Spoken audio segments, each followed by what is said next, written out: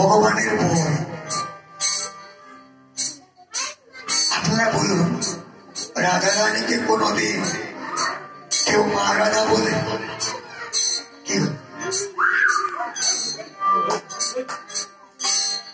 কেউ আমরা মা রাধা বলি, কিন্তু কালীকে কিন্তু মা কালী বলি, দুর্গাকে মা দুর্গা বলি। সৃষ্টির আদিতে ভগবান রাধা রানীকেও কিন্তু মা মানাতে গিয়েছেন।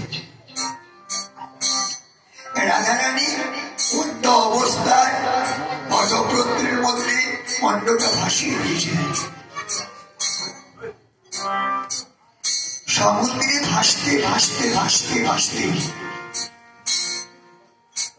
মহাবিষ্ণু জাগ্রত হলেন, বললেন, কে আমার বাবা? আমার মাকে কে আমাকে সাগরে ভাসিয়ে দিল? ভগবান শ্রীকৃষ্ণ দর্শন দিলেন, আমি তোমার বাবা। তো আমার মাকে, এই যে তোমার মা, ও তুমি আমার মা?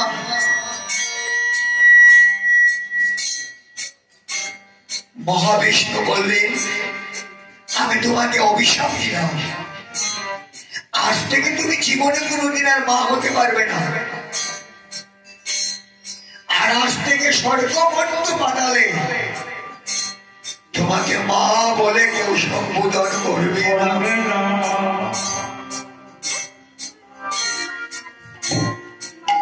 একই কারণে দশভুজা দুর্গা যখন বাল গোপালকে তুলে নিয়ে 10 হাঁটি নবনী খাওয়ালেন, ভগবান শ্রীকৃষ্ণ দশভুজা দুর্গাকে বললেন, তুমি আমার কাছে কি চাও? তুমি যে আমাকে 10 হাতে নবনী খাওয়ালে, বিনিময়ে তুমি কি চাও? দুর্গা বললেন, তুমি মা বলে আমার গাবো না,